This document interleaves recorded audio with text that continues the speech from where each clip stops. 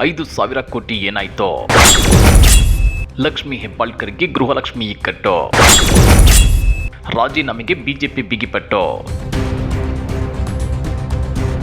ಒಂದಲ್ಲ ಎರಡಲ್ಲ ಬರೋಬ್ಬರಿ 5,000 ಕೋಟಿ ರೂಪಾಯಿ. ಆ 5,000 ಕೋಟಿ ರೂಪಾಯಿ ಏನಾಯ್ತು ಅಂತೇಳಿ ರಾಜ್ಯ ಬಿಜೆಪಿ ಸಚಿವೆ ಲಕ್ಷ್ಮಿ ಹೆಬ್ಬಾಳ್ಕರ್ ಅವರ ವಿರುದ್ಧ ಮುಗಿಬಿದ್ದಿದೆ. ಇದು ಸರ್ಕಾರವನ್ನೇ ಇಕ್ಕಟ್ಟಿಗೆ ಸಿಲುಕಿಸೋ ಸಾಧ್ಯತೆ ಇದೆ. ಗ್ಯಾರಂಟಿ ಹೆಸರಲ್ಲಿ ಗೃಹಲಕ್ಷ್ಮಿಯರಿಗೆ ಆಗ್ತಿದೆಯಾ ಧೋಕಾ? ಅದನ್ನ ಡೀಟೇಲ್ ಆಗಿ ತೋರಿಸ್ತೀವಿ. ಆದ್ರೆ ಅದಕ್ಕಿಂತ ಮೊದಲು ಹಲೋ ಕನ್ನಡ ಯೂಟ್ಯೂಬ್ ಚಾನಲ್ ಅನ್ನ ಸಬ್ಸ್ಕ್ರೈಬ್ ಮಾಡ್ಕೊಳ್ಳಿ. ಹಾಗೇನೆ ಪಕ್ಕದಲ್ಲಿರೋ ಬೆಲ್ ಬಟನ್ ಅನ್ನು ಪ್ರೆಸ್ ಮಾಡಿ. ಪಂಚ ಗ್ಯಾರಂಟಿಗಳು ರಾಜ್ಯ ಕಾಂಗ್ರೆಸ್ ಸರ್ಕಾರದ ಪಿಲ್ಲರ್ಗಳು ಅಂದ್ರೆ ತಪ್ಪಾಗಲಾರದು. ಈ ಗ್ಯಾರಂಟಿಗಳನ್ನ ಘೋಷಣೆ ಮಾಡಿದ್ದರಿಂದಲೇ 2023ರಲ್ಲಿ ಕಾಂಗ್ರೆಸ್ ಅತಿ ಹೆಚ್ಚು ಸೀಟುಗಳನ್ನ ಗೆಲ್ಲೋದಕ್ಕೆ ಸಾಧ್ಯವಾಗಿದ್ದು ಅನ್ನೋ ವಿಶ್ಲೇಷಣೆಗಳಿವೆ. ಹೀಗಾಗಿನೇ ಸಿದ್ದು ಸರ್ಕಾರ ಅಸ್ತಿತ್ವಕ್ಕೆ ಬಂದ ಕೂಡಲೇ ಒಂದೊಂದಾಗಿ ಎಲ್ಲ ಗ್ಯಾರಂಟಿಗಳನ್ನ ಜಾರಿಗೆ ತಂತು. ಈ ಗ್ಯಾರಂಟಿ ಯೋಜನೆಗಳಿಂದಾಗಿನೇ ಪ್ರತಿ ವರ್ಷ ಬಜೆಟ್ ನಲ್ಲಿ ಸರಿಸುಮಾರು 58,000 ಕೋಟಿ ರೂಪಾಯಿಗಳನ್ನ ತೆಗೆದಿಡಬೇಕಾಗಿ ಬರ್ತಿದೆ. ಹೀಗಾಗಿ ರಾಜ್ಯ ಸರ್ಕಾರ ಸಾಲದ ಮೇಲೆ ಸಾಲ ಮಾಡ್ಕೊಂತಿದೆ.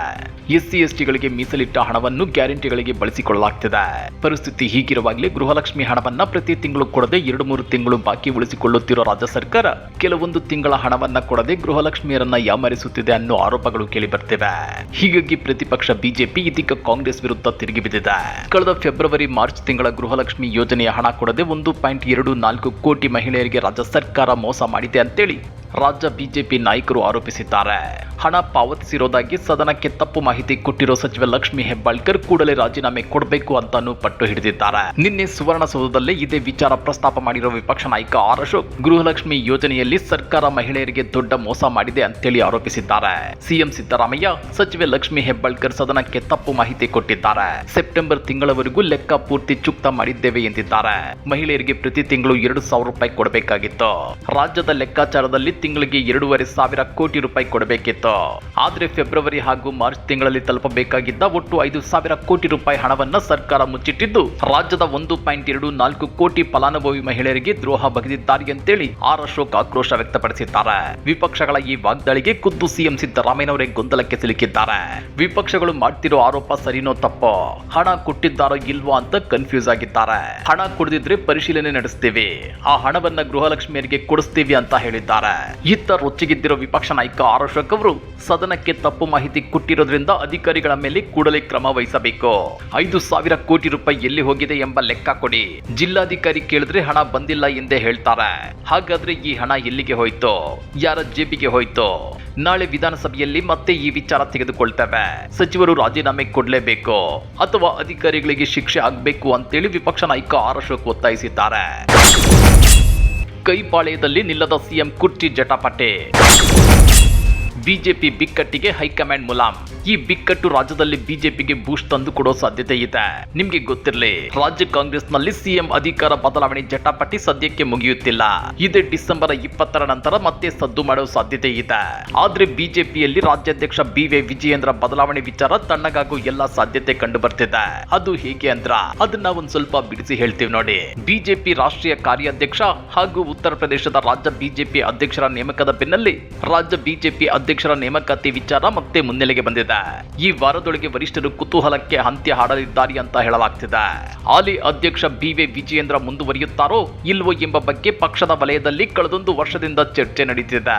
ಅಡಕ್ ಅಧ್ಯಕ್ಷರಾಗಿರುವ ವಿಜಯೇಂದ್ರ ಯಾವುದೇ ಕಾರಣಕ್ಕೂ ಮುಂದುವರಿಯೋದಿಲ್ಲ ಅಂತೇಳಿ ಬಿಜೆಪಿಯ ಒಂದು ಬಣ ವಾದಿಸುತ್ತಿದ್ರೆ, ವಿಜಯೇಂದ್ರ ಪೂರ್ಣ ಆತ್ಮವಿಶ್ವಾಸದಲ್ಲಿದ್ದಾರೆ. ಬಿಜೆಪಿಯ ಒಂದು ಮೂಲಗಳ ಪ್ರಕಾರ ಬಿ.ವೈ. ವಿಜಯೇಂದ್ರ ಮುಂದುವರಿಯೋ ಸಾಧ್ಯತೆ ಹೆಚ್ಚಿದೆ.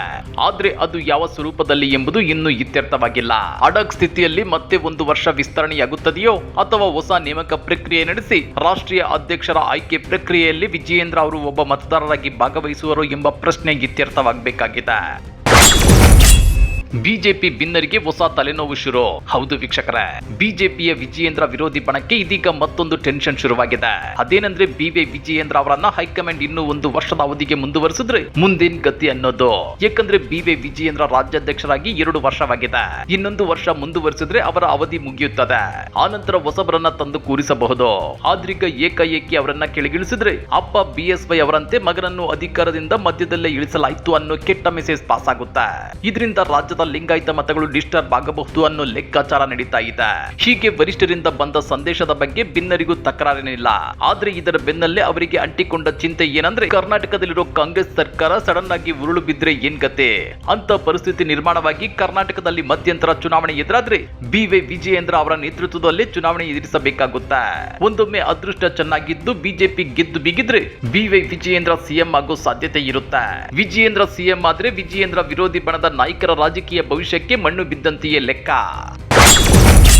ವಿಜಯೇಂದ್ರ ವಿರುದ್ಧ ಕಂಪ್ಲೇಂಟ್ ಮೇಲೆ ಕಂಪ್ಲೇಂಟ್. ಈ ಮಧ್ಯೆ ಪಕ್ಷದ ರಾಷ್ಟ್ರೀಯ ಅಧ್ಯಕ್ಷ ಜಗತ್ ಪ್ರಕಾಶ್ ನಡ್ಡಾ ಅವರಿಗೆ ರಾಜ್ಯ ಬಿಜೆಪಿಯ ಹಲ ಕಾರ್ಯಕರ್ತರು ಕಂಪ್ಲೇಂಟ್ ಪಟ್ಟಿಯನ್ನು ರವಾನಿಸಿದ್ದಾರಂತೆ.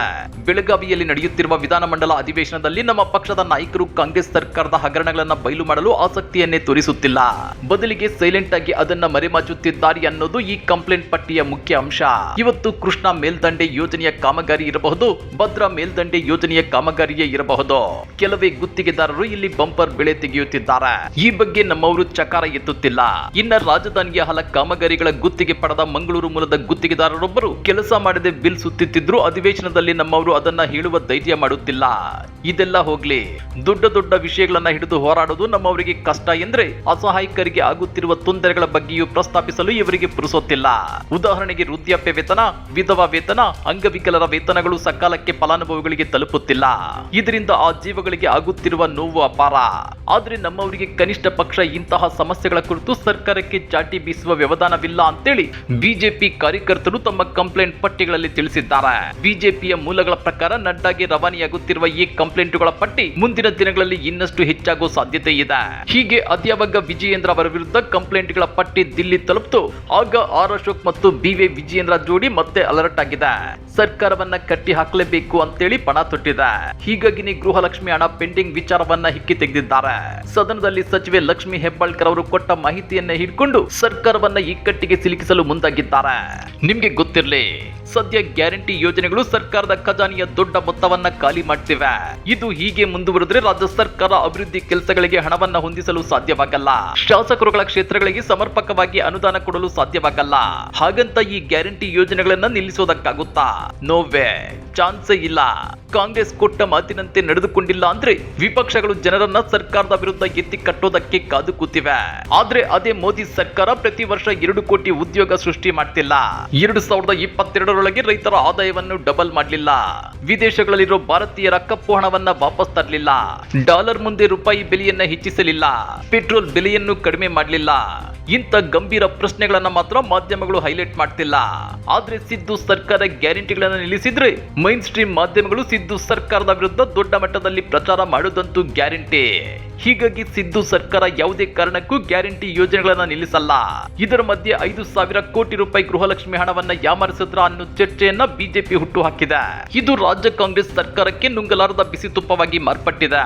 ಗ್ಯಾರಂಟಿ ಯೋಜನೆಗಳನ್ನ ನಿಲ್ಲಿಸಿದ್ರೆ 2028ರಲ್ಲಿ ಕಾಂಗ್ರೆಸ್ಗೆ ಸೋಲು ಕಟ್ಟಿಟ್ಟ ಬುತ್ತೆ. ಮುಂದುವರೆಸಿದ್ರೆ ಖಜಾನೆಯ ಸಮಸ್ಯೆ ಖಂಡಿತ ಕಾಡುತ್ತೆ. ಅದಕ್ಕಾಗಿ ಸಿದ್ದು ಸರ್ಕಾರ ಮತ್ತೆ ಲಕ್ಷ ಕೋಟಿ ಸಾಲ ಮಾಡಿ ಗ್ಯಾರಂಟಿಗಳನ್ನ ಮುಂದುವರಿಸುತ್ತಿದೆ ಅನ್ನೋ ಆರೋಪವಿದೆ. ಇದೆಲ್ಲದರ ಮಧ್ಯೆ ಇದೀಗ ಕೇಂದ್ರ ಸರ್ಕಾರ ನರೇಗಾ ಸ್ಕೀಮ್ ನ 40% ಕೂಲಿಯನ್ನ ಇನ್ಮುಂದೆ ರಾಜ್ಯ ಸರ್ಕಾರಗಳೇ ಭರಿಸಬೇಕು ಅಂತೇಳಿ ಮಸೂದೆಯಲ್ಲಿ ಬದಲಾವಣೆ ತಂದಿದೆ. ಇದು ರಾಜ್ಯ ಸರ್ಕಾರಕ್ಕೆ ಮತ್ತೊಂದು ಆರ್ಥಿಕ ಹೊಡೆತವನ್ನ ಕೊಡೋದಂತೂ ಗ್ಯಾರಂಟಿ. ಹಾಗಾದ್ರೆ ಈ ಆರ್ಥಿಕ ಸಂಕಷ್ಟದಿಂದ ರಾಜ್ಯ ಕಾಂಗ್ರೆಸ್ ಅದೇಗೆ ಪಾರಾಗುತ್ತೆ? ಬಿಜೆಪಿ ನಾಯಕರು ಬಿಡುತ್ತಿರೋ ಬಾಣ ಬಿರುಸುಗಳನ್ನ ಸಿದ್ದು ಮತ್ತು ಡಿಕೆಶಿ ಜೋಡಿ ಮೆಟ್ಟಿ ನಿಲ್ಲುತ್ತಾ, ಇಲ್ಲ ಸಿಎಂ ಕುರ್ಚಿ ಕಚ್ಚಾಟದಲ್ಲೇ ಮುಳುಗಿ ಸರ್ಕಾರವನ್ನ ಬಲಿ ಕೊಡ್ತಾರಾ? ಕಮೆಂಟ್ ಮಾಡಿ, ವಿಡಿಯೋ ಲೈಕ್ ಮಾಡಿ, ಶೇರ್ ಮಾಡಿ. ಇಂಥ ಮತ್ತಷ್ಟು ರೋಚಕ ರಾಜಕೀಯ ಸುದ್ದಿಗಳನ್ನ ಮಿಸ್ ಮಾಡದೆ ನೋಡ್ಬೇಕು ಅಂದ್ರೆ ಹಲೋ ಕನ್ನಡ ಯೂಟ್ಯೂಬ್ ಚಾನಲ್ ಅನ್ನ ಸಬ್ಸ್ಕ್ರೈಬ್ ಮಾಡ್ಕೊಳ್ಳಿ.